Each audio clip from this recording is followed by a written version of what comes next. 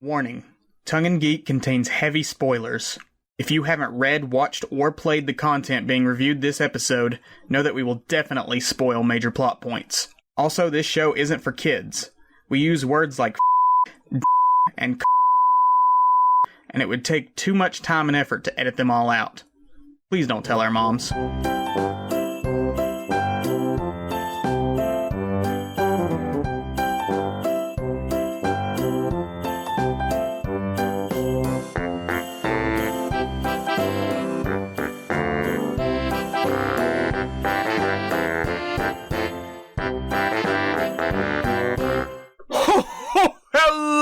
Lovely listeners, and welcome to Tongue in Cheer, where two more white guys on the internet share their unsolicited opinions on all things holly and jolly. I'm Isaac. I'm Tyler. And today we're joined by our dear friend Erika. Say hi, Erika. Hey, guys. Fantastic. We're also joined by Erika's sister, Lara. Say hi, Lara. Hi, Lara.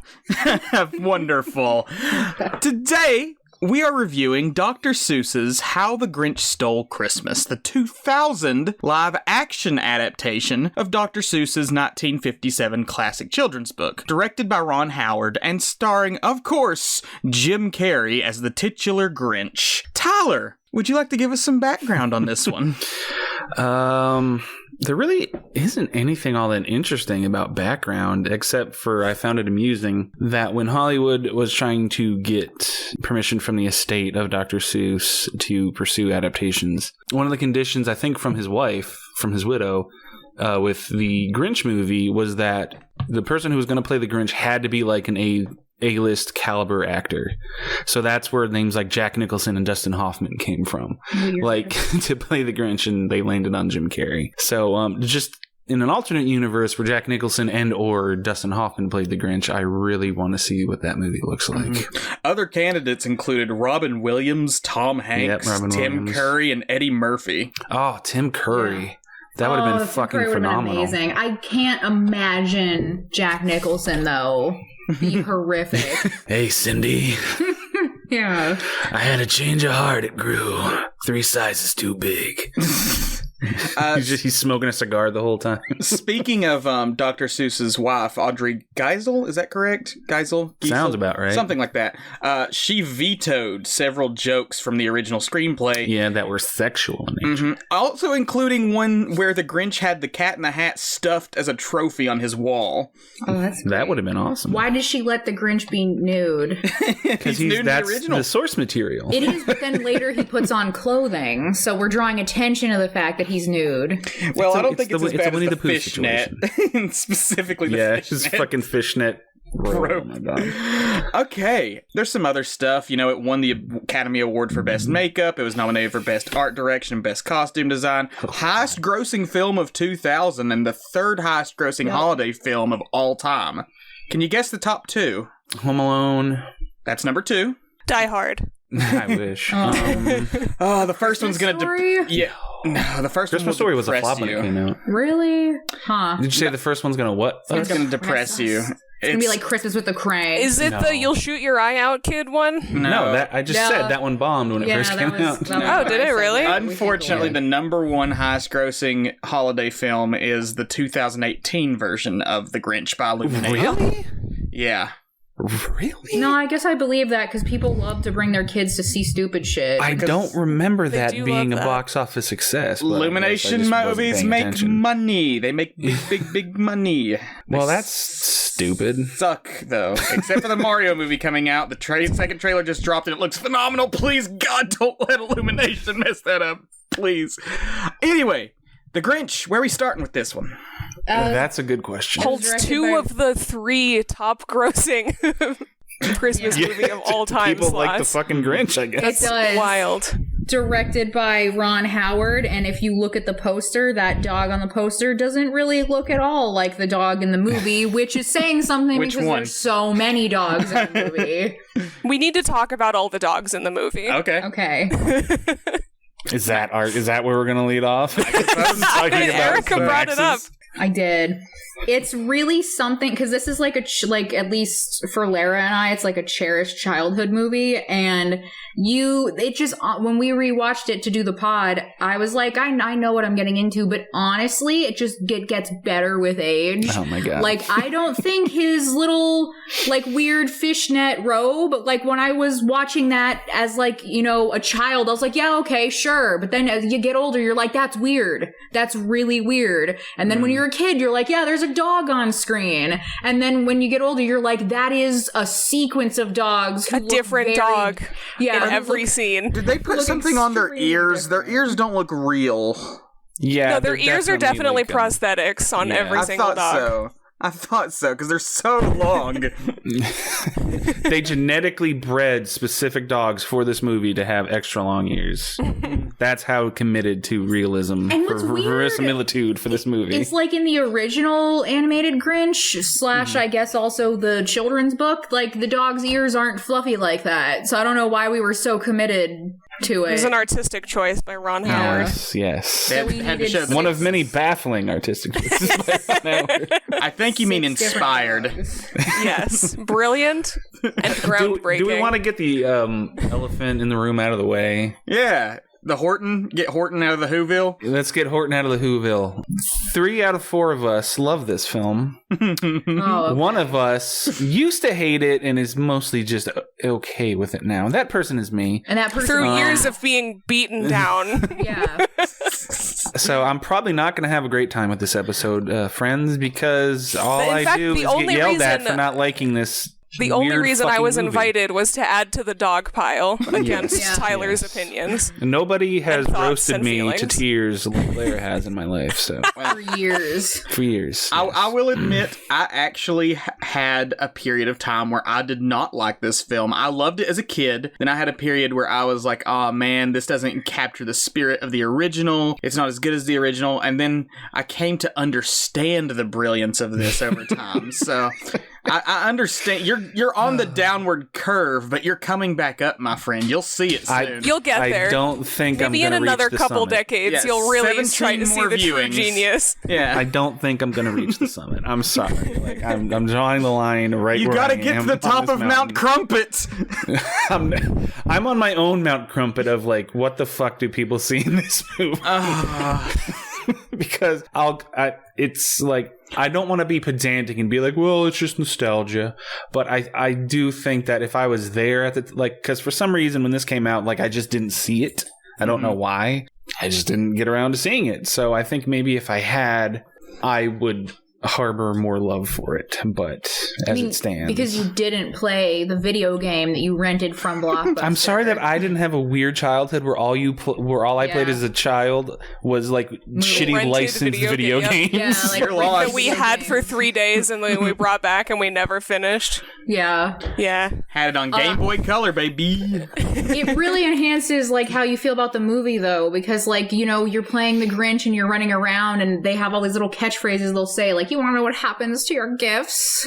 You just say that while you're like Yes, on a this is pogo the era stick. of gaming where like they had 3 lines that the they have characters to just repeat. looped every 5 Yeah, minutes of like- gameplay. Like Soul Grabber. Soul Robber. Soul Robber. Is that Soul what it was? Robber. That's so bad. That is imprinted in my wherever memories are It's better imprinted than in your Kingdom Hearts brain. where it's huh, Yep.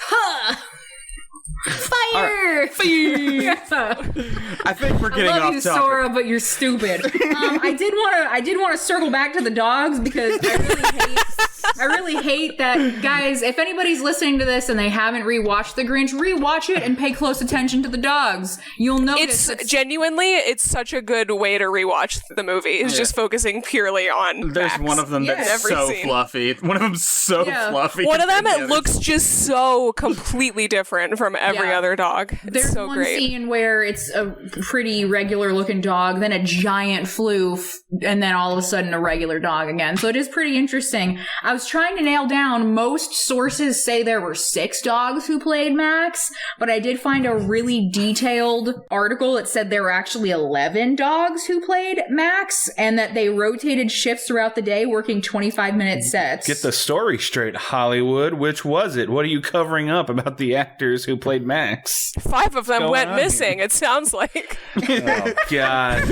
From one source to the next. I'm pretty sure Jim Carrey ate them for power. Like, we You know, discussed probably this in our getting last character. viewing. I'm pretty sure that Jim Carrey went full lycanthrope during the filming of this movie. Yes. Yeah. The effects, the makeup effects are credited to legendary makeup artist Rick Baker, but we think that's just a cover for Jim Carrey actually, from his will, transforming into the Grinch every time he was on set. He committed a dark curse during the holidays to become the Grinch.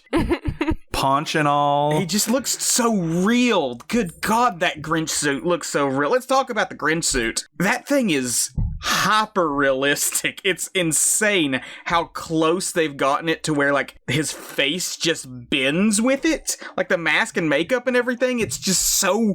It's like he's there. It's not just like a mask like you'd see in anything else. It's like, it's him. It's that weird Grinchy face. Yeah. Jim Carrey said he was actively losing his mind having to sit through that makeup every single day. Which explains a lot about the performance, actually. It was 2.5 hours to apply. Are you I sure? thought it was Because way I longer read than that. longer. Well, That's usually what with movies Wikipedia like said. this, by the end of production, usually the application process gets a lot quicker. Yeah. He spent 92 Oh my days God. in the Grinch makeup. Yeah, Jesus I did That's see that as far well. too... Yeah, I could see being just completely and totally insane by the end of that. Yeah. So, I mean, when you look at reviews for this movie, like, there are a lot of people who are very critical of this film, but once you know the context of how long it took Jim Carrey to get into the suit, along with, like, the way he was on set, like, I'm honestly amazed this movie even got made. Yeah, he was a nightmare. Yeah, and I feel like he brought that nightmare energy to it. Because that's what you think of when you Very think of the much. Grinch, nightmare energy. He goes full monster in this, and it's amazing. Yeah, the part with, like, the cymbals and the monkey, and when he slowly turns around to look at Cindy Lou, like, knowing what I know now about how he was on set, that's, like, genuinely a creepy part. Like, it's genuinely unsettling. As a monster movie, it's actually pretty good. His makeup artist, Kazuhiro, said that Carrey was like a monster on set. After 2 weeks, they could only finish like 3 days worth of shooting because he would just suddenly disappear and come back with like the suit ripped apart.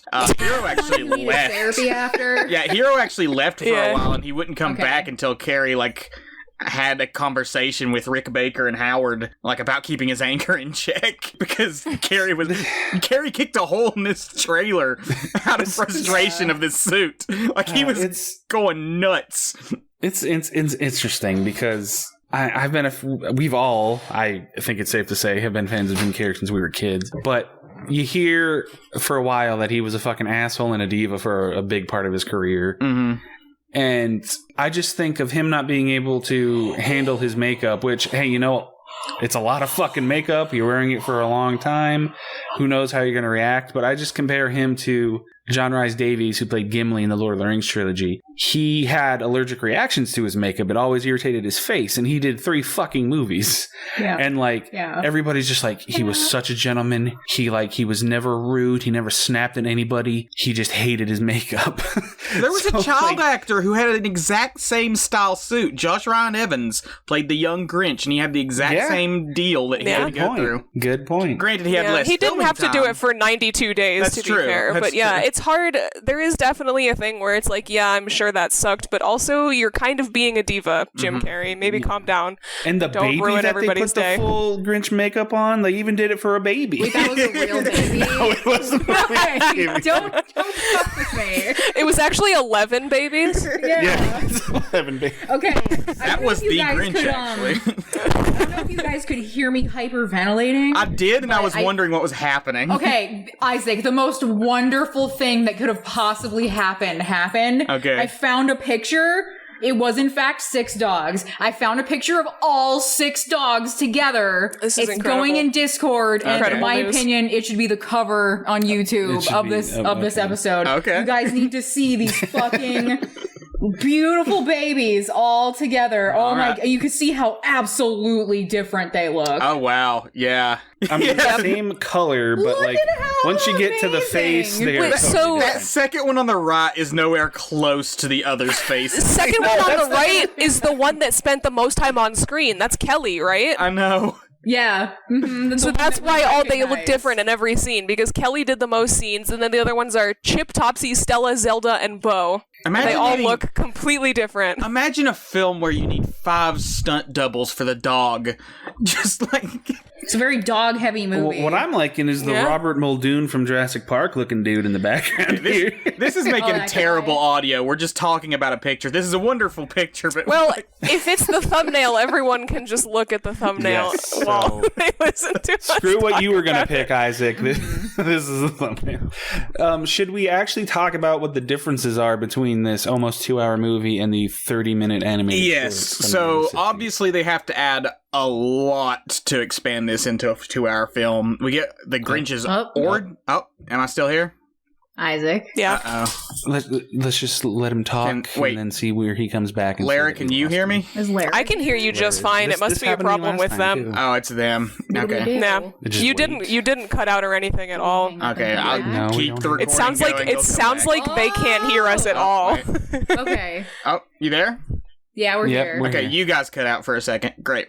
Okay, so we all cut out. Me and Isaac were here the whole time. You guys just left. We can hear you. Everybody has separate audio. Yeah. I could hear you guys and Isaac just fine that whole time. It was very funny listening to everyone get so confused and concerned about nothing. It happens. Oh, man. It's nice to have a third person on the call, because it's going to be like, I'm justified that like I'm not screaming into the void. But, like, No, I'm here for you, Isaac. Okay, thanks. I am your void. Thank you. Isaac, what were you saying we were supposed to talk about that isn't these 6 dogs? The differences between a full feature-length film and so and the short movie. Oh, okay. Cindy Lou. Okay. We can start with Cindy Lou. Yeah. Okay. She's... How old is her character? Do we ever find out how old her character is supposed to be in the Jim Carrey Grinch adaptation? I don't know. She's 6? The actress was like 6, right? I want to say 6. No, that's not a 6-year-old. How? I mean, I just feel like that's what I remember. I feel like she was 9. Is Cindy Lou? Does it matter? I don't know. She hadn't grown into her nose yet. That's all that we know. Yeah, that's a weird bit of lore. But she's like 2 in the animated one. According to the Cindy Lou Who on Heroes Wiki fandom, she's about 8 or 10 years old. So thanks, Hero Wiki. The movie doesn't even know. I don't. Yeah. I don't think I don't really think it matters. She's certainly a bit more than 2, which is what she was in the original. I mean, unless Who's have hyper aging. But they're all on a snowflake. So I don't know how much I think we established there had to be some kind of time dilation thing. Like their whole existence can't just take place over the course of like 30 seconds. But anyway, what about Cindy Lou aside from the age? I have nothing to say about She can be a more in-depth character as a 10-year-old than she could as a 3-year-old in the original. Mm-hmm. Yeah, like one of the things that I'm sure we'll argue about is how it doesn't feel like the Grinch has a change of heart at all. Oh boy. Like realistically. But I think honestly, I have things to say about that. I'm excited for that. Should we just jump into that? Okay, well let me finish my sentence first though, because the reason I bring it up is because I think one of the supporting arguments as to like why it's believable the Grinch would have a change of heart is partially because he has an actual relationship with Cindy Lou Who, as opposed to in the original where it's like a girl comes down and then gets milk and then leaves. Yeah, she's a minor character. Yeah. No, you're misinterpreting here. Okay. God. So Tyler here does not believe that the Grinch, he doesn't believe that it's believable that the Grinch has a change of heart at the end of this version of the film. Tyler, make your case, and then let the rest of us. And then we will dogpile. It's not that I don't think it's believable. I don't think the movie executes it well. And I don't think Jim Carrey's performance gets it across in a way that feels sincere. Okay. He still feels like he's putting on a shtick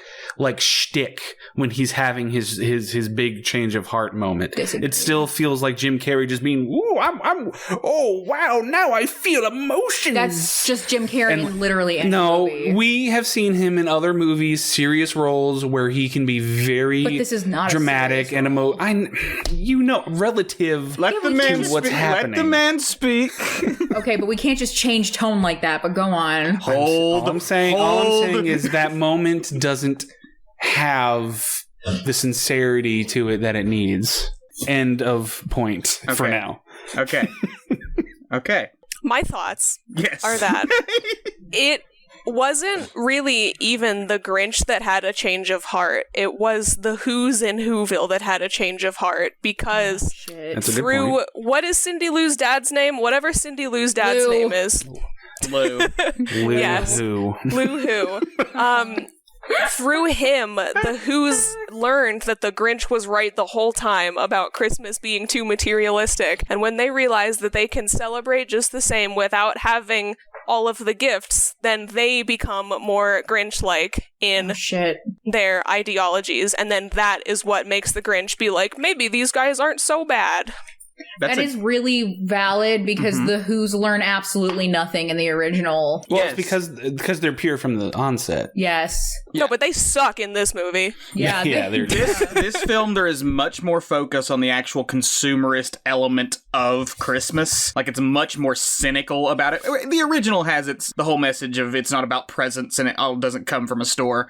But, like, this one really digs down into, like, the Who's are obsessed with the consumerist culture of Christmas, and the Grinch stealing Christmas, like you said, teaches them a lesson. And it, in turn... Did you guys even realize as kids that the Grinch, as a kid, is the only person who gifts someone a handmade gift that isn't purchased? He actually spent time and put his heart and soul into it. That is and he got ridiculed for it. And that is the moment that he decides he hates Christmas, because he realizes it's not about the love and the feelings, it's about the consumerism. Yeah, he literally spends all this time and crafting it, and it's so heartfelt, and then he just immediately gets shit on, and it's literally just because it's not store-bought and that kid is rich, because it's not the actual recipient who's making fun of him, possibly the only good Who in Whoville. To be fair, I think they are making fun of him more because he's wearing a bag on his head in that scene.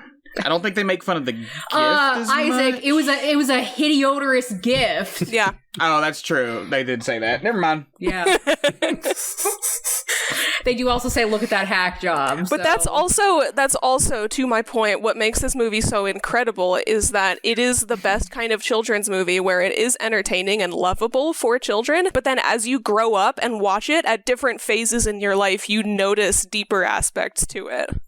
It's got depth, Tyler. It's got an emotional through. It's got depth, man. It's not saying things. I don't think it's executed well. I think it executes pretty well, but we've got this whole message about consumerism, and then a bunch of weird adult jokes, with the swingers party with the keys, and then we vacillate between that and learning a lesson, and then also pucker up and kiss it, Whoville. I think we need to talk about. There's a lot. Honestly, I'm so impressed with this movie. It's so genuinely. We need to talk about, good. In order to address this whole, whether or not the Grinch has a change of heart. Somebody laughs every time with the little car. Because it's a fucking absurd, that's why. It's the best part of the movie. It's a great absurdist comedy. I think to address this issue with whether or not the Grinch has a change of heart, we've got to talk about Carrey's performance here. We actually need to get into it, because he is, like we said, a monster. This is the most monstrous version of the Grinch. He was supposed to be a mean one, like the song says, but he eats garbage. He attacks people. He is full on villainous in this. He's just they literally treat him like some sort of beast that lives up on the mountain. Don't go up on the Mount Crumpet, you might die, to the Grinch. Jim Carrey is just fucking loving it the whole time. He's playing up how absolutely nuts the Grinch has gone in isolation.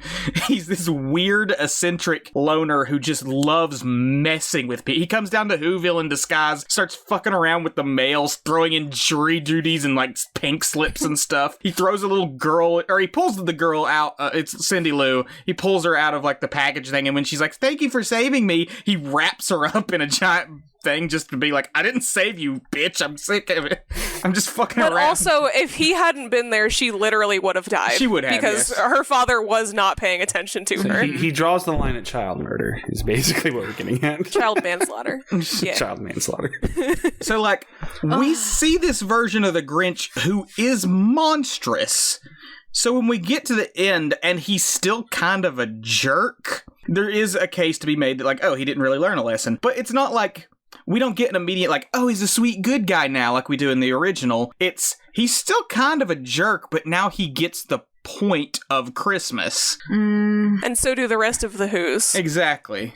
He goes from monster to jerk, which is an upgrade. It is character development, yes.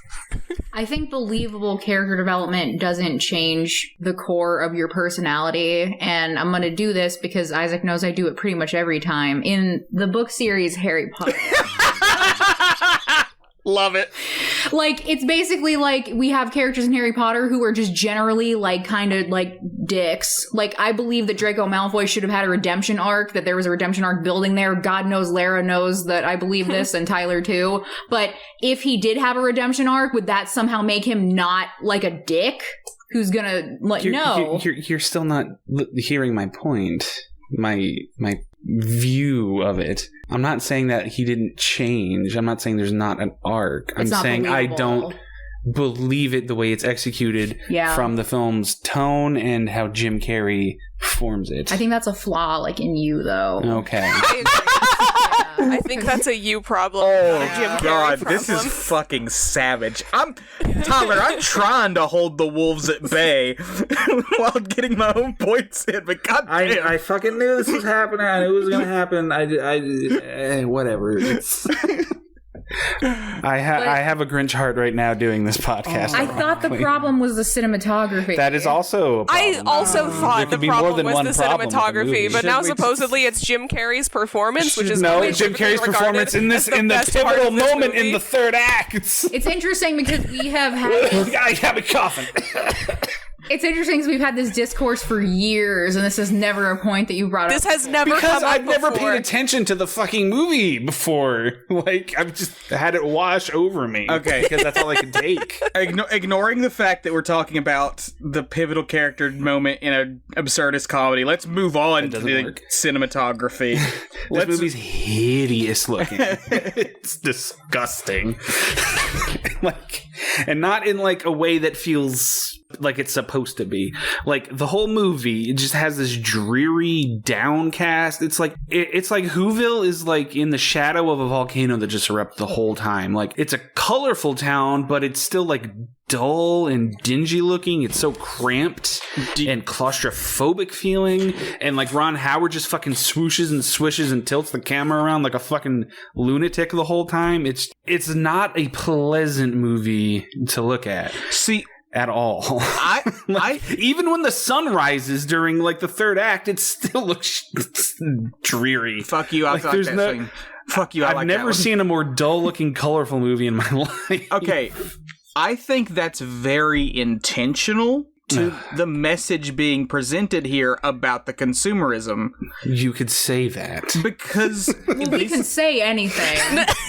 This is a film about all of the flash of Christmas not being the substance of Christmas. So we have this very colorfully eccentric designed town that's like, on paper, it would be very bright and colorful and Christmassy, but the way that it's shot with the dark gray clouds over all the time and the way it's kind of muted, it gives it that sense that, like, something's off here. This isn't right. This isn't the Christmas feeling I should be getting. I'm getting the, like, oh, I'm cramped into, like, a small... I'm cramped in a shopping mall. People are everywhere. On Black Friday. Exactly. It's supposed to give you that feeling of like, this is not the kind of Christmas we want. Then by the end of it, when we have the like sun out, I love that shot with the sun on the Grinch's face. It's a great shot. Fuck you. When he's leaking. That shot itself is fine, but like the visuals of the film don't change that drastically once that happens. I don't know what to tell you. I think it's great. And it's also very short by the end, so like we don't get much time to see the change in lighting. Yeah, we don't see much of Whoville after that part. Because it's like they shot it's like if the world ended and they shot this movie in the ruins of the fucking Dr. Seuss land in Universal Studios. Like that's what it looks like.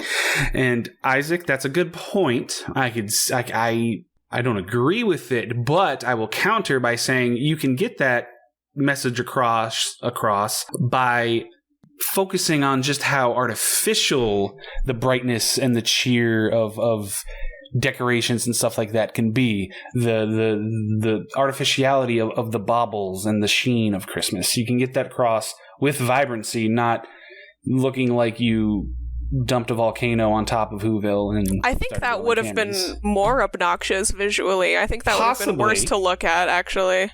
Possibly. It's also entirely possible they tested that out as like a screen test, and they were like, "This hurts my eyes. Let's do something else." Also, tell me the Grinch's lair isn't cool. Tell me the Grinch's lair isn't cool. The Grinch's lair is the best set in the entire piece movie. of set design in the film because it actually has a sense of space and geography to it. I don't feel like I'm choking. Grinch's lair feels bigger than all of Whoville. You are right. Yeah, it does. It's awesome. It's this big junk cave where he's like built a bunch of stuff. He's got like a zip line going from his bed to his recliner so he doesn't have to walk. He's got like this little stand-on elevator that he built himself. He's got a giant monkey with cymbals that he crashes against his face. It's awesome. His lair feels like this nasty sty where a monster like him would live, but also shows the ingenuity and creativity that he has that allows him to try and steal Christmas when he builds the sleigh and everything at the end of the film. Like, the Grinch is a genius, and like his lair shows how intelligent he is throughout the rest of the film. Yeah, I agree.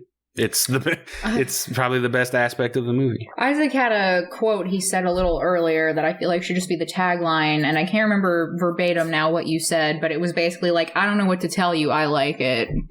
But like that's how I feel about this. Like I'm genuine. All right, we've reached the impasse. I'm genuinely baffled because like the reviews for this, especially like the critic reviews, are so absolutely torn, and I just genuinely can't imagine somebody like this is about Jim Carrey. Like if this wasn't a Jim Carrey film, I'm sure I'd feel completely differently. I'm pretty sure I would hate it. Yeah. But if you like Jim Carrey, then I personally can't envision a world in which I like Jim Carrey and I watch this and I don't just love it. It is one of his most absurd performances, which is fucking saying something. Yeah. It is. He is the reason, in my opinion, to watch it over anything else. Well, and he's the reason that I can tolerate it now instead of outright despise it like I used to.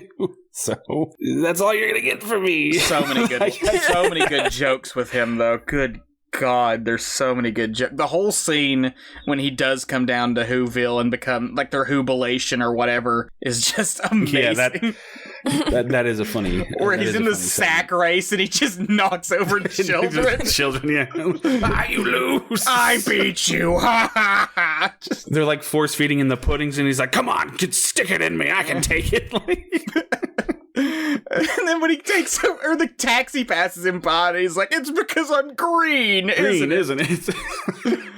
Like I don't know how much of this was actually scripted. Less than half had to be scripted. Like, I swear they're just like, all right. Ron Howard's just like, all right, Jim. I got the camera. Well, you're a horrifying monster. Do your thing. Go do it. There's some stuff that's so great that not even he says. Like this is not pudding.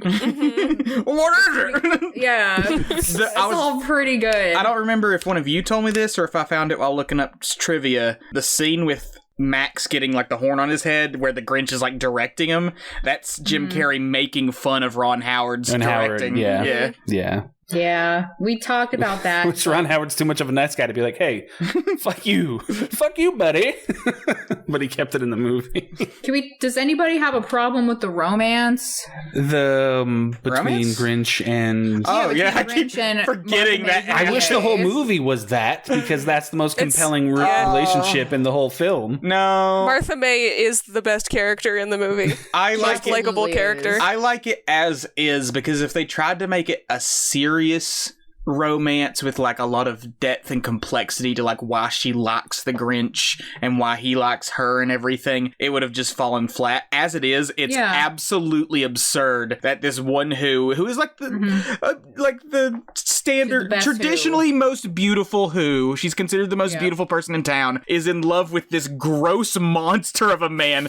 She's so thirsty for him. Like, she's so, it's not even just like, oh, I like his spirit or anything. It's just like the muscles. Yep, she's got a monster kink. I like the green. And she wants that grick. That's what we called his Grinch God, penis, right? his grick. It's because his outfit, that yak his hair, bushy that mound it's so bushy around the crotch to hide it. It's God. Do you think he has lice? I think so. I'm still convinced he has termites in his teeth. He has termites in his smile. Yes. He says he has fleas. He says he has fleas. Fleas before beauty makes that. He must just smell something awful. Oh, God. I bet peeling him out of that thing was a nightmare on top of everything. As bad, if not worse, than putting him in it. Oh, God. Which, again, they didn't do because he's a fucking werewolf. Yes, that's true. Since we're talking about Martha May Whovier, should we just fucking break structure and ask what we gotta ask? We had structure. Oh, yeah, go for it. Let's do it. Okay, panel. Is the 2000 film How the Grinch Stole Christmas, or whatever it's called, is it horny? Yes. It's so fucking horny. No question. It's so horny. Immediate. Yes. Absolutely. And not just for the obvious, Martha May Whovier being wanting that grick. It's got this weird kinkiness to it off and on. The Grinch's thighs are just constantly on display. Just the upper thigh is always, for some reason, like foremost in every scene with him, and I don't understand how they managed that. That's true. He's always bent over. His legs are always like up in the air, and absolute dump truck. The camera's composed in a shot that like we're just like, it's his ass and gooch area is just like prominent. He's got that mesh bathrobe that's like, I don't think it's mesh. It's sheer. I don't think it's mesh. It's just sheer. No, we confirmed. I'm like, is that mesh? Like and then and then it's in close up, and then it's that's so weird. I love it. Like fishnet fucking robe. If you're top critic for the Chicago Reader, you say that this is a weirdly sexualized romance. Duh. I mean, it's supposed to be. Is what this is. Which family movies with inappropriate humor for the adults are usually the best family movies. So the weird sexual side of this movie is something to discuss. I don't get what people want that they didn't get, because I love they wanted it to be more wholesome. Yeah, obviously, but I love the original Grinch, which is like 28 minutes long. It's so short. It's like, here's a Grinch. He's got a cool face that stretches a lot. He's very anti-Christmas. He has a dog. He's stealing Christmas. Here's a little Who. She gets water. You know what? Christmas is actually okay. My heart is big. No, let me finish. I'm letting you finish. My heart is big. Like, I'm a good guy now. The end. Like, that's like what you get. And I don't understand why there's so many things that are just like, oh, it can't live up to the original. Like, it can't, the original, man. It's like, it's disgraceful to the original if it's not just the absurdist humor, which is, again, the best part of this and movie. That's where I was during my arc of I didn't like this, is that I had that I didn't know you then. Yes. Had beef.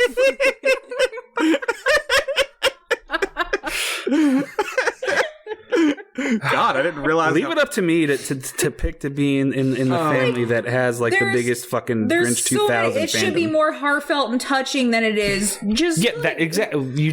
You answered your own question. You're like, I don't know why people are so torn on. It's because the original at this point has been gilded in the minds of everybody as this perfect piece of family animation that's creative and that's heartfelt and is achingly sincere. Yes. And there is no denying that this one completely inverts that. Absolutely. It's weird, it's subversive, it's cynical, it's jaded. Yes. It's over the top. Yes. It's kind of the antithesis of the original. Yes.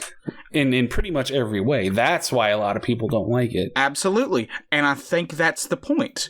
I think that's very much the point. I do also think that's the point, I think that it's very intentional that this is not supposed to be the original story anymore. They're using the original story to tell the same message in a different way with new undercurrents and themes. It's not this bright little happy heartfelt story of someone realizing that, oh, Christmas isn't about the materialism. It's us really digging down into the materialism and how it drives people crazy and makes us bad, and having to, like, tear that apart almost violently in the way that the Grinch does in this film. Really gets into the psychiatric condition of... Yeah. Also, and that's why I wish I liked it more, because I fucking love movies that take a piss on Christmas. The thing that bothers me... Oh, I'm sorry if you weren't finished. I don't know if I had, like, I was going to add in real... a bow. I was going to add in real quick point, that Common Sense Media only gave How the Grinch Stole Christmas a 1 out of 5 on the sex, romance, and nudity. Which, God, they are the most. They're not paying attention. They said they don't pay attention to anything. They said there was a married couple that exchanges in a comic exaggerated kiss and innuendo regarding a woman with cleavage. Did they miss the human being kissing a dog's asshole? Yeah, and the Grinch lands in her cleavage. It's not innuendo. He lands there and says, "Hello, Martha." Yes, he got reacquainted with her tits first. It doesn't get much more blatant than that. And then he tells Whoville to kiss his ass. Imagine, like, not seeing your, like, crush and, like, interacting with her for years, and then, like, being reintroduced to her, breasts first, and just knowing that's her. And just knowing. Oh, hello. She hadn't hit puberty by the time I left, but, like, I recognize her immediately. Oh, God. That's what it is. He just needed to get laid. Yeah. That's his whole problem. He's up there in his fucking Mount Crumpet, playing with his Grick all by himself, trying to dump it. That's why he is so happy that he has Martha May. Yeah. Finally slam ass. I had a thing I wanted to say when we were talking about, like, the thing that bothers me is that, like, so many of the reviews, especially critics who are like, I don't like it. It's, like, very against, like, Dr. Seuss and, like, what he stood for. It's very, like, it doesn't have, like, the Seuss spirit. Like, I'm not the most, like, I haven't, read an entire book on the subject or anything, but, like, from everything I know about the man who operated under the name of Dr. Seuss, he was an absolute monster. He cheated on his terminally ill wife, who, like, then later committed suicide over it. Like, he was racist, he was a Nazi supporter, from my understanding, or at least sympathizer with Yertle the Turtle. Like, he was... What? And Erika, obviously people are upset this film did not uphold any of those values. Yertle the Turtle is supposed to be an allegory for the rise of Adolf Hitler, and he also tried to publish, like... I need to vet this. No, like, I've vetted some of it. Like, again, like I said, I haven't read, like, a tell-all biography. I think we all know that he had very, like, anti-Jewish, anti-Japanese, very, like, kind of pro-racism cartoons. It's an established fact that he married his mistress right after his wife's suicide. Like, he just generally was, like, a pretty bad guy, in my opinion. So I kind of hate that it's just like, oh, little Dr. Seuss and he was love and everything, and, like, this story's not about that. It's like, no, it's not. And that's a good thing, because it's like, he's the dick. We shouldn't be bringing him into this at all. I think, like, Joanne Rowling need to divorce people from their actual subject matter. Like, this, I cannot explain to you guys how much this isn't in the Dr. Seuss spirit has been, like, lauded around for this. I think there's something to say for what the material conveys. I do want to say, yes, a lot of your points were valid, Erika. He was very anti-Nazi, though. He was very anti-Nazi. He had a lot of political cartoons that were showing how bad the Nazis were. Yes, to the point where he supported the internment of Japanese Americans. Yes, no, that was real. He did do that. he was very racist towards Asian people, and yes, yeah. That's a good point, because from what I remember from Yertle the Turtle, it was like Yertle the Turtle was a fascist. Yeah, and Yertle's the idiot. I've never read Yertle the Turtle, so I can't. What's funny about that book is it almost didn't get published because there's a burp in it. Really? Like, obscene! Yeah, well, like Yertle's an idiot, though, because the whole deal is that Yertle kept being like, I want to be better than everybody else, then he tries to beat the moon and he falls to his death? Not his death, but he falls down back into the lake. Death, question mark? Like, Yertle's an idiot, so if it is about Hitler, then it's showing how Hitler's an idiot, so... Maybe we should do a series where we review all the Dr. Seuss adaptations. There's only a... Cat in the Hat. Oh my next. God, can Mike we... Myers, Cat in the Hat. Can we talk about how good this film is compared to Mike Myers' Cat in the Hat at the very least? Can you at least admit that much? Oh, I will admit that much, but yes. I will say that Cat in the Hat captures the visual aesthetic of Seuss better than this movie. It's uglier than this film, Tyler. Go back and watch it. I don't think so. Go back and watch it. It's hideous. It is garishly colorful. Everything in it makes your eyes bleed. Yeah, everything you wish that The Grinch was is what that movie is. I haven't seen it since it came out. I tried to watch it again as an adult, and I couldn't. I couldn't get past the 15-minute mark. It doesn't hold up. I didn't even like it as a kid. I also didn't like it as a kid. It's so abrasive. And again... It's the reason there's no more live action. Was the cat. If Jim Carrey was the cat, it might be different. That would be so fucking weird. It's just so fucking weird. He shows up as another completely suited up, yes, like animal fucking suit. I mean, he voiced Horton in Horton Hears a Who in the animated adaptation of that.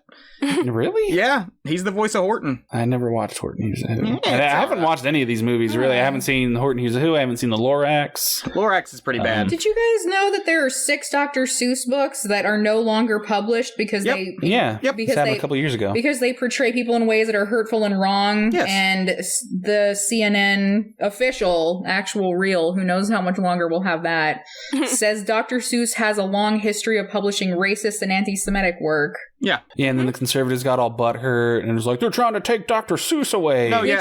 Which are the ones that are banned? I need to know. Is one of them the Sneetches? One of them I think was If I Ran the Zoo, because I think there was a pretty racist depiction of an Asian in that one. Pretty much. All the ones that are banned are like ones nobody cares about. That he called a Chinaman. We had like all the Dr. Seuss ones. I remember we had If I Ran the Zoo. Yeah, I read that one a lot. That's like the most prominent one. Interesting. I didn't know that they were banned. Does that mean Yertle the Turtle? Well, Yertle the Turtle, like we said, was, I guess. Yes, because everybody, let's see here. Oh, Babar's Travels. Babar's a Dr. Seuss character? Man, I don't know fuck all about Dr. Seuss the way I thought I did. I used to watch Babar as a kid. I didn't know. And to think that I saw it on Mulberry Street, I loved that book, but it did have what he called a Chinaman in it, which is not okay. This is, we're wildly off topic already, but I do want to say that the Green Eggs and Ham series on Netflix, very cute and charming. Very fun. I haven't watched the second season yet, but the first season was very good. How do you make a multi-season series out of Green Eggs and Ham? Oh, check it out. Nah, I probably won't. It says Cat in the Hat was almost taken off. What is offensive about Cat in the Hat? Does anybody know off the top of their head? At this point, don't. Yeah. Well, maybe he's got like a swastika on his tail or something. Oh man, I forgot about how that's what Babar was about. That as an adult is really, really bad. Imperialism, isn't it? It is about colonialism and about how an elephant goes and then civilizes the jungle. Oh god, yikes. Babar's a white savior. Oh, Babar's bad. Babar's a white savior. Uh-oh. Oh, Jesus okay, Christ. so anyway, I didn't know we were going to go down this road. Long story short, that's why I don't think that I think people need to think about what they're saying when they say that this movie isn't upholding the Doctor. Because like Lara said, what is the Dr. Seuss ideal we're trying to uphold here? Anyway, sounds like he maybe was against Nazis, which I'm very glad to hear. Back to the 2000. Being against Nazis to be a baseline. That should not be something we praise people for. Yeah, well, just be expected. At least they don't like the Nazis. It's sad that has to be a baseline now. Yeah. And it's not expected. Anyway, back to Dr. Seuss's How the Grinch Stole Christmas, the 2000 adaptation. Best what about movie ever made. Mostly terrible film with good highlights. No, what did that one review say that we really liked? Like It Good or It Dog or something? No, that's Kelly's bio on IMDb. Is a dog. I didn't have so much to scroll through that it was magnificent. Did we ever actually circle back to Cindy Lou Who? Because I think we went on 7 tangents. Well, I said everything I had to say. Is there anything to say about her? How do we feel about her relationship with the Grinch in this film? It's functional. Okay, besides Tyler, how do we feel about this? I wish I had more crazy takes to be ripped apart by you guys, but I don't have that strong a feeling. It was a pretty masterpiece. It was a pretty masterpiece. That's what the review was. Yeah, same. I don't have.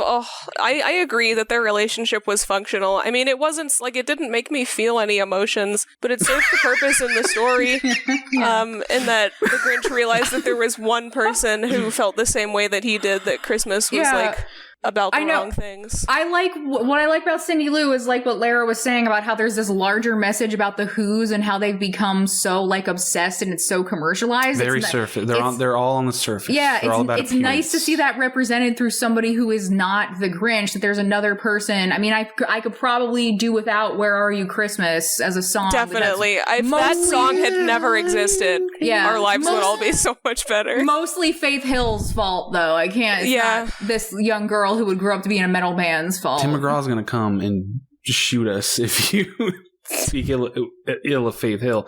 Is he married to Faith Hill, or am I completely getting my country stars mixed up? No, you're right, but Tim McGraw wouldn't do anything. Because he's a big old puss?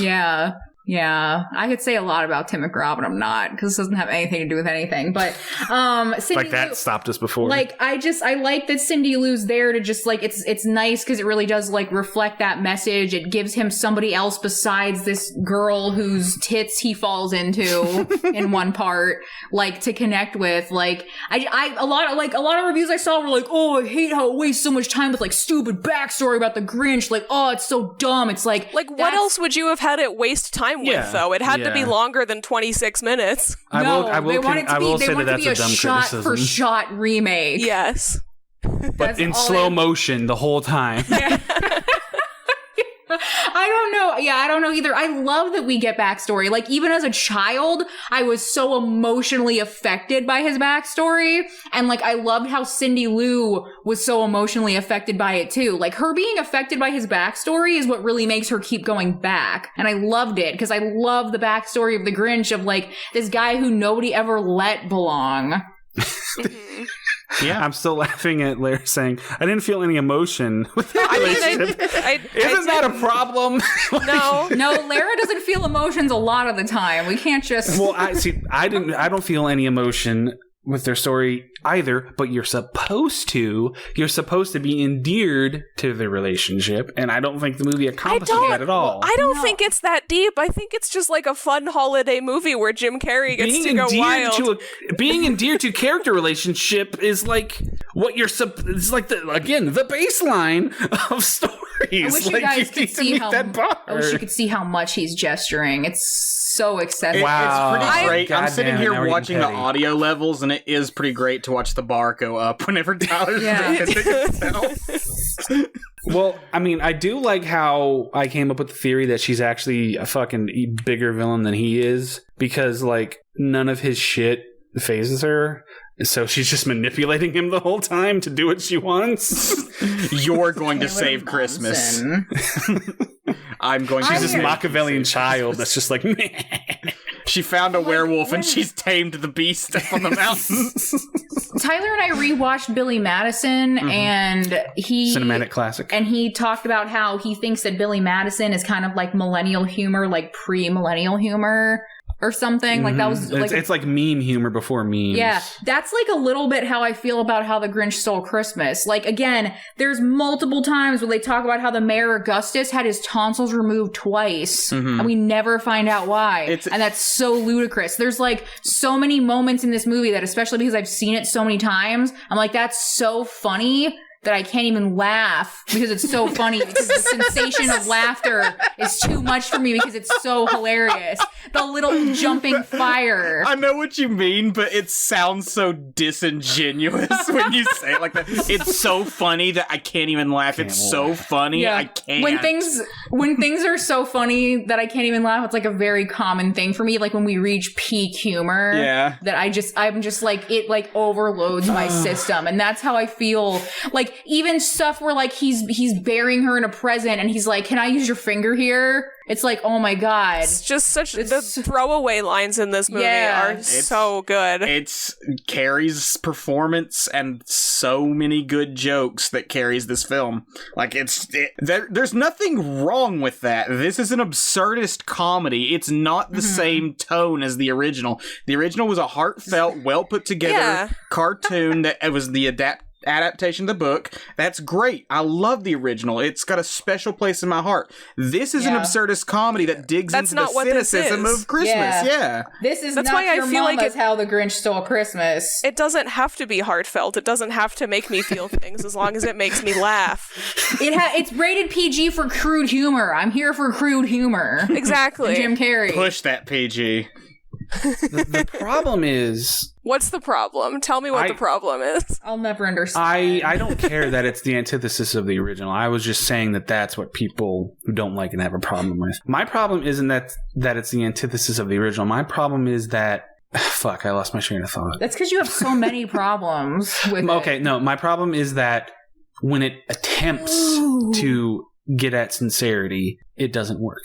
But you're also like a Grinch, so I don't know if we should like... Ironically, I am a Grinch. Yeah, I think Tyler makes a fair point. There are times in this film where it attempts sincerity and it is undermined by the absurd comedy of the film.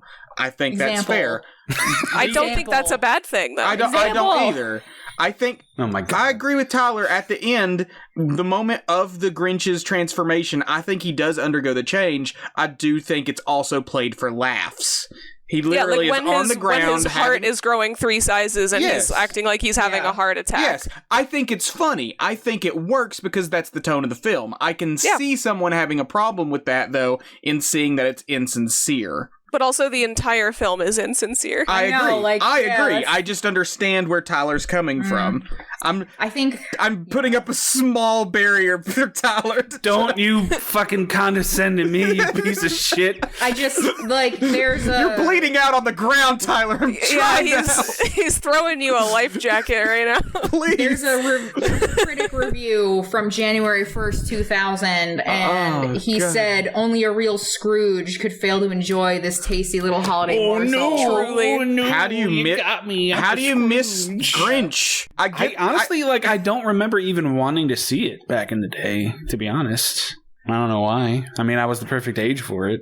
But it's because you didn't have the video game rented from Blockbuster. Yep, it's that fucking licensed video game. Helped. And that, I think we've come full circle. Is there anything else we have to say about the Grinch before we dive into, extra review? I'm tapped out on mining the substance of this film, to be honest. There's nothing else I can say. You didn't want to discuss the existential horror of living on a transient snowflake? See, that does make for a funny internet conversation, but I get pretentious about it because as much as I don't like this movie, I hate it when people semi-seriously question the logic of something that's so outwardly fantastical. You mean how we did for the entire Nightmare Before Christmas and basically anything else? You hate when we do that? when we do that? No, because sometimes when people question magical shit, they actually mean how come the fucking logic of this doesn't make sense to me? Because it's a fucking snowflake. They're honest. Just go with it. That's the point. We're not saying that though. We want to. I know that. we're not saying that. I'm saying that like this is a trend I have seen people Tyler, online. We're doing the opposite of that. We're taking it seriously. We're not saying, "Oh, that's stupid and dumb." We're diving into the fantasy and we are what are the horrific implications? The reality of the world building of this movie and taking it to heart. Yes. Then let's talk about the existential dread of a society coming to and falling within the span of time it takes for a snowflake to hit the ground. My theory is that they exist. Okay, we zoom in really far on that snowflake. They have to exist on the subatomic level to the point where, like, it falling they're in the quantum realm. Once it hits the ground, I don't think it matters at that level because they're not feeling the impact of it. It's literally like how the celestial bodies are constantly moving and we just don't feel it. Yeah, no, I'm pretty sure it's very similar. Actually, in reality, aren't we all just living on a tiny snowflake called Earth that's hurtling towards its inevitable Aren't we all just the fucking falling towards the sun? Yeah. That's what gravity is. We're like falling towards the sun. No, that snowflake experienced its own Big Bang in billions of Who years before this movie takes place. It had its own. All of these people will grow old and die before the snowflake hits the ground. It had its own Jesus Christ. It did. Christmas had to come into existence somehow. That's what I'm saying. There's been an entire history. That's really there were probably weird. Who dinosaurs at some point too. Nobody's talking about what I think is the most interesting thing about it, because like I can get behind, the Who's being on a snowflake thing is only from the live action. It's not the original. It's not in the book. Yes, it's so good though. But like the Who's are always tiny because in Horton Hears a Who, they're on that speck of dirt. They're really small. Yeah. The thing that messes me up is not even so much any of this. It's just that Seuss like that trope. What I don't understand is like you would think they would all just like come from that snowflake, like germinate like amoebas in a dish. But you're telling me that from some other snowflake, babies are like sent in umbrellas? No, it's all the same snowflake. And like, it's all the same snowflake. No, and like hypothetically, there's like a Grinch snowflake. Do you think they have like flat snowflakers? And do you think they have like people flat flakers, and people who debate whether life exists on other snowflakes? You should really watch Horton Hears a Who because that's what they kind of do there. Like. The mayor of Whoville in that is the only one who can hear Horton. Like, everybody thinks he's crazy because he's talking like, we're a speck on an elephant is carrying us around on a speck. It's an existential nightmare. It's literally like eldritch horror what he's going That's what through. I'm going to say. It's like colorful Lovecraft. It's a good thing they're not aware of their reality. Yeah. If there are millions of snowflakes, that means there are millions of different Whovilles, and do they all call their Whoville? Well, no, there has to be a Grinch snowflake too, though, right? So and it's called Grinchville, and maybe there's a dog snowflake filled with Maxes that looks slightly different from each other. And there was also a cat snowflake because we saw one. There was one cat. Is our reality just the network for the multiverse of Whovilles that exist throughout, like on the subatomic level? Like every atom has its own Whoville. And we're just like, it collectively builds to create the reality that we know. So human flesh is made of Who's? It's made of Who's. It's all Who's all the way down. It's Who's. God, we're all Who. We're all Who. It's just Who. Doris, welcome Christmas break. So what happens when a snowflake hits another snowflake? Oh, I need. Like, is it a cataclysm? No, do they just like merge? That's what I'm saying. Well, I think they're so small that they don't feel that impact. Have you ever heard of a black hole? It's a singularity. So when one Who snowflake and another Who snowflake are about to hit, like it forms a black hole. Yeah, it's like it's basically like a celestial event, like a supernova. Okay. Yeah, gotcha. There are an astounding amount of posts about this on our fan theories about the snowflake. And I'm so genuinely glad there are. Big question though. Yes. Santa Claus.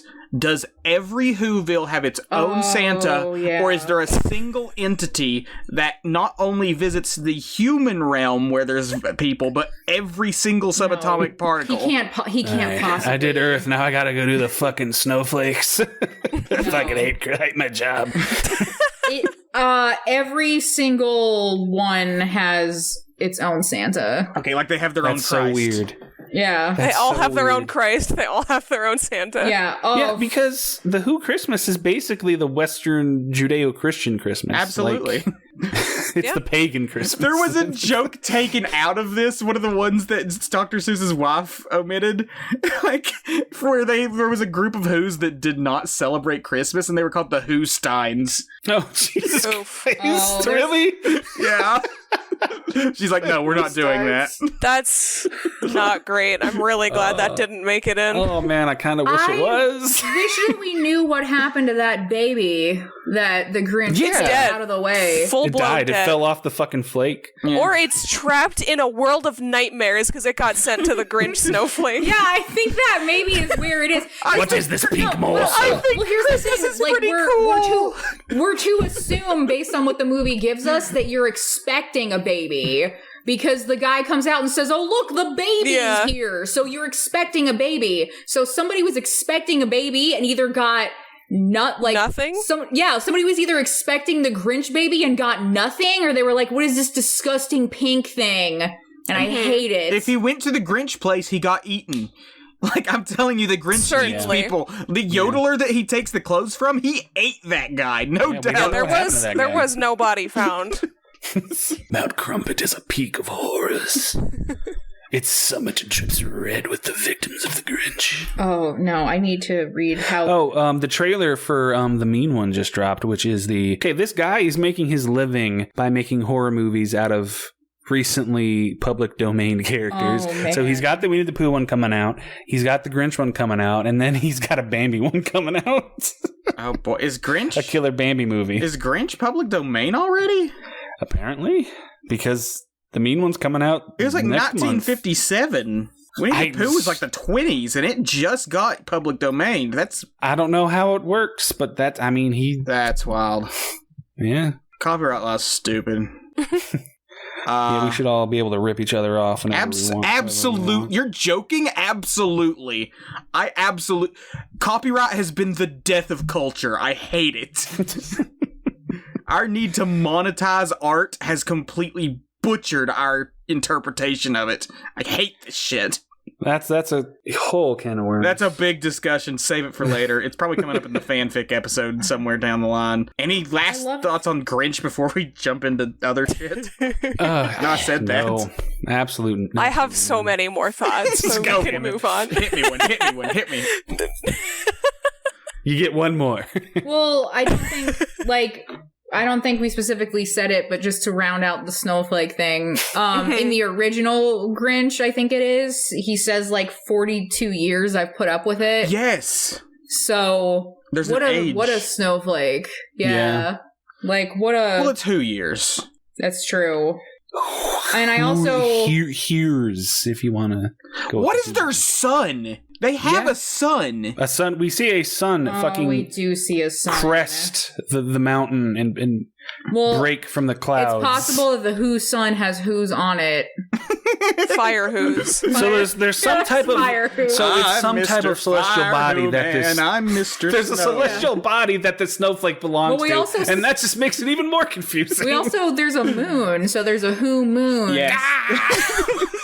And there's Who's on that moon. Moon Who's. God damn it. It's Who's all the way down.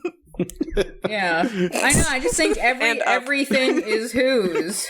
Everything. I think that's the answer to the celestial reality of their I universe. see the color of the world, and it is Who's.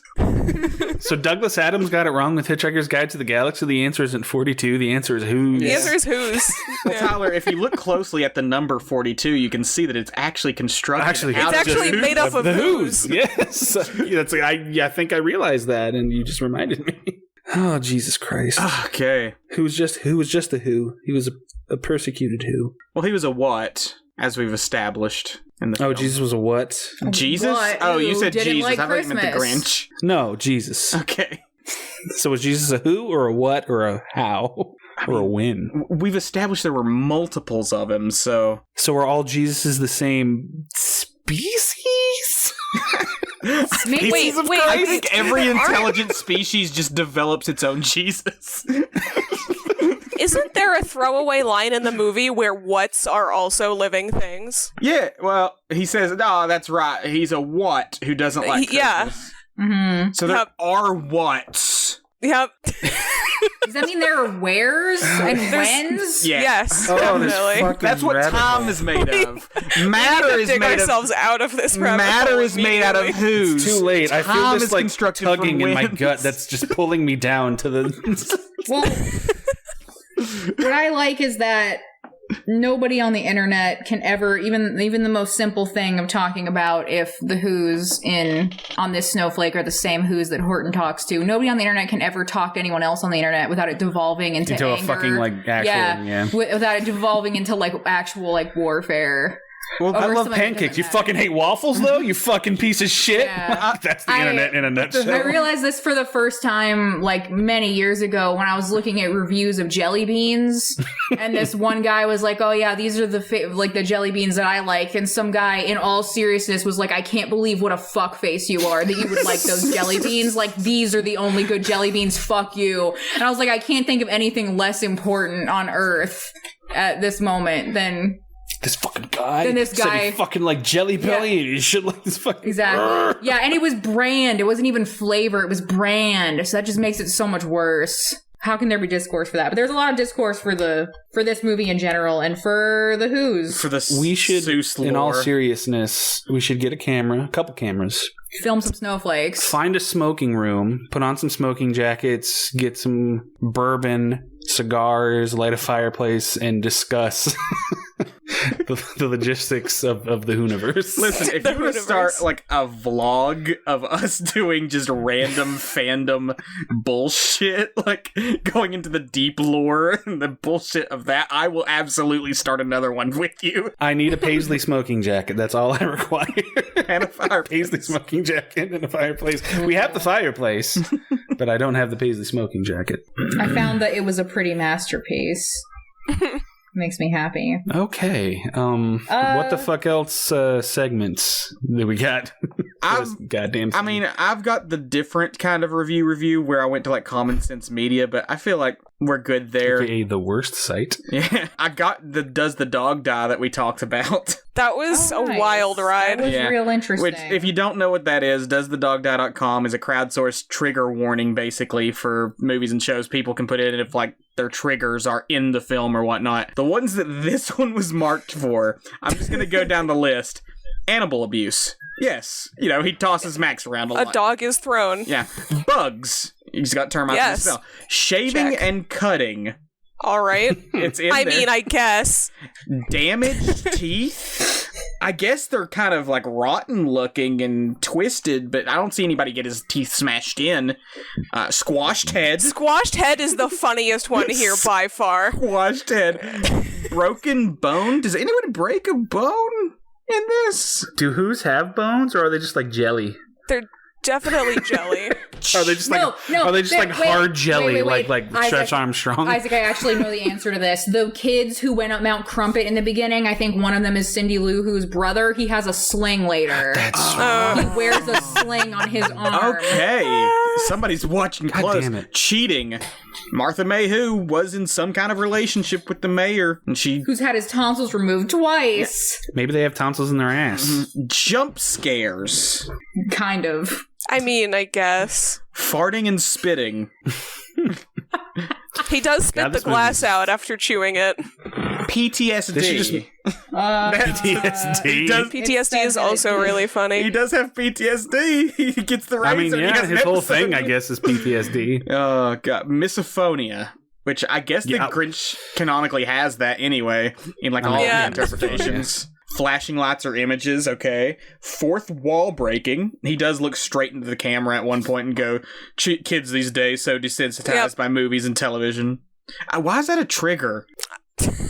I don't know. I guess. I mean, I can ask Maybe this if about someone's most of grasp this. on reality is thin and weak. Don't look at me. Don't look at me. Babies and unborn children. There are babies. Yeah. Unborn children? Yeah. I mean, I guess the Like ones a shot in of a fetus in a womb or something? Is I that don't what you know. mean? I guess the ones in the floating carriages are considered unborn until they land on the doorstep. Yeah, until the babies. stork fucking drops them. Hate speech. It's because I'm green, isn't it? That must be it, yeah. Like, Or them judging Cindy Lou Who because she hasn't come into her nose yet. Yeah. man in a dress jokes. There's one of those where he's putting on the tablecloth. Nobody talked about how he pulled the tablecloth and the stuff stayed on the table. Yeah, that wasn't intentional. That was Carrey just doing that, and then he goes back and Brilliant wrecks physical comedy. it. Yeah. Yeah. I saw somebody who gave it a 1-star review and they said they hated every single aspect of this movie, but the fact that he did that made it deserve 1 star. The fact that that was a pure Like as accident. opposed to 0, like that was the one. it was redeeming gonna be quality. 0. 0 stars, except for this one part. Yeah, 1 star. 1 star because of that part. That's what earned it the 1 star. Fat jokes. There's some fat jokes. They call Santa Fat Boy. Oh yeah, That's Fat right. That's what it Man. is. Car crash. I don't know if it's a car, but he slams that sleigh around a few times. Well, there is Funniest also the part. nuclear Tyler's explosion. That's true. The Yeah, explosion. Tyler's thinking about his favorite part. the Funniest fucking explosion. part. Someone is hit by a car. Yeah, okay. Yeah, all of that's in it.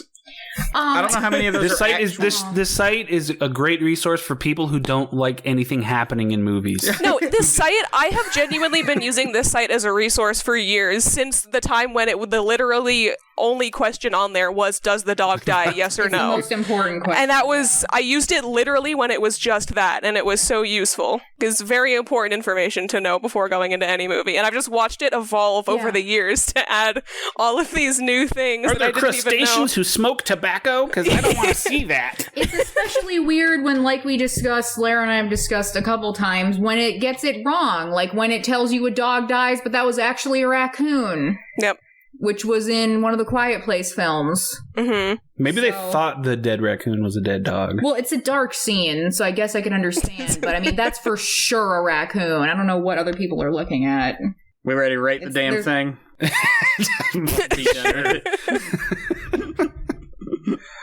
I will give it 2.5 Grinch Gricks out of God. 5 mystery puddings. Okay. This is not pudding. Erika or Lara? I give it 10 pretty masterpieces out of 10. Based on the first review I saw for it. Yep. That's also yours. I give it 10 out of 10 tablecloths. Like, Yep. it's amazing. I'm gonna give it 3 out of 3 growing heart sizes. Okay, good, clever ratings throughout.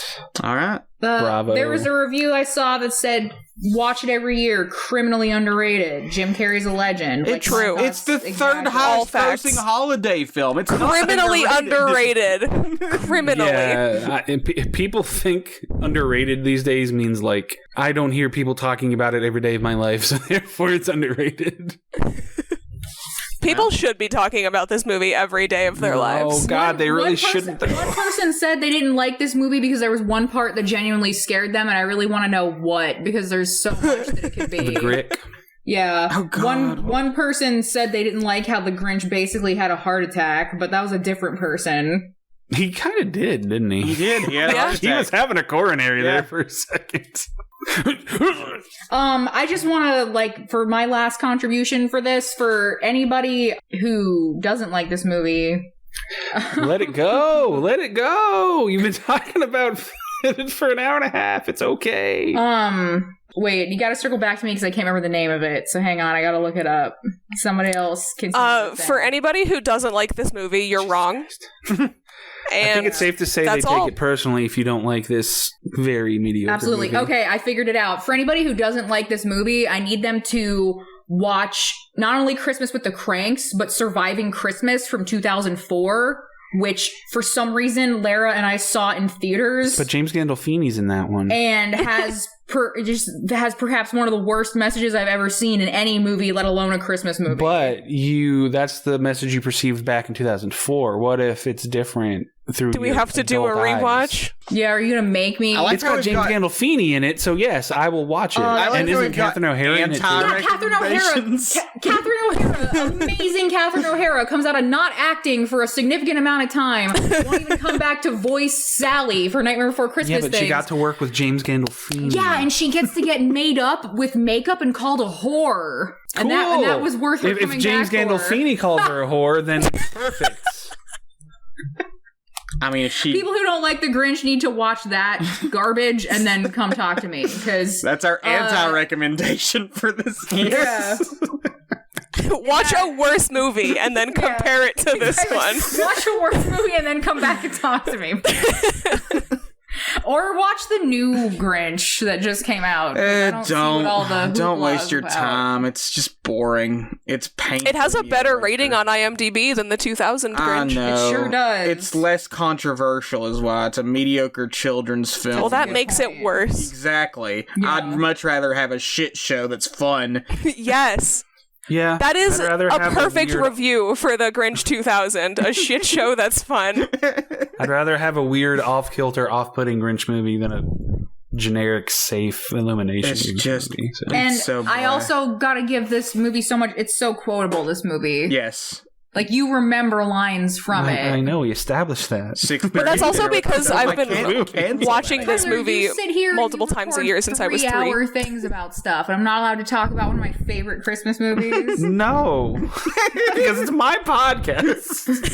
It's my podcast, too, and I say she can do it. Oh, phooey. I also edit, so I outrank you. Well, I think that's going to do it for us. It's too far. Okay. Never mind. Nothing. Continue, sir. I'm going to let them have their argument off the mic. Oh, no, we're not arguing. We just stumbled across a comment that we're not going to read on air as they speak. Cool. But it's so tasteless. But several people have pointed out better than Cat in the Hat movie. Yeah. So true. I think we can all agree on that, if nothing else. I haven't rewatched Cat in the Hat, but I feel confident saying it's probably is better than Cat in the Hat. What if whatever Delphini was in it? Delphini. You just watched Sopranos with me and fucking loved every minute of it, and you disrespect James Gandolfini by calling him Delphini. I love him like a brother. That wasn't James Gandolfini's line. I know. Well, okay, but what if he was in the Cat in the Hat? Would that influence it? What if he was? If James Gandolfini or Paulie Walnuts was in Either. But that would make it better. Okay. That would make it better. My recommendation is The Sopranos. Watch The Sopranos. Great show. Actual freaking recommendation. Go check out Horton Hears a Who. It's animated. I think it's decent. A lot of people don't like it, but I think it just kind of gets shoved under the rug with the other bad Dr. Seuss adaptations by people who haven't actually given it a chance. People should watch like everything that Jim Carrey does. Especially Liar Liar, and also especially everything. Yeah, and like also maybe The Cable Guy, because it's got some of that same like unhinged weirdness and to it. The culmination of his career, his final departing gift to the world, Sonic the Hedgehog 2. God, I hope that's not his last. I do so bad. What did he say? He said he would come back for another Ace Ventura. Let's keep our fingers crossed for that one. Oh God, that'd be amazing. I mean, everything else is getting a fucking legacy sequel. Why not Ace Ventura? None of us mentioned that Anthony Hopkins narrates this movie. Because that's how fucking weird this movie is. You have Anthony Hopkins narrating it, and that gets just lost in the background. That's how fucking weird this movie is. It took him like a day to record his lines, too. Yeah. Which was probably great for him because it seems like everyone else had a terrible time on set. Yeah, all the people who were like, this is a terrible movie, it looks terrible, like everything's bad. It's just like, I feel like we're lucky it got made because it sounds like it's absolutely a fucking nightmare. Yeah, from start to finish. Oh, yeah. There was also one person who said they're always so touched by Cindy Lou in this. So again, it's like people... And her Machiavellian scheming to manipulate the Grinch. Everybody has a different opinion and takes things different ways, but I just can't imagine not having fun with this movie. It's so fun. It's so off the wall. All right. I think I've been chastised enough. Never. All these underhanded digs. I hope that this is going to do it for us. I'm just throwing the ending in. If you enjoyed the episode, give us a like or rating. Share it with your friends. Follow us at Tongue and Geek on Instagram and Twitter. It's at Tongue and Geek, all one word. Thank you for listening. And remember, don't throw your Grinch baby in the trash.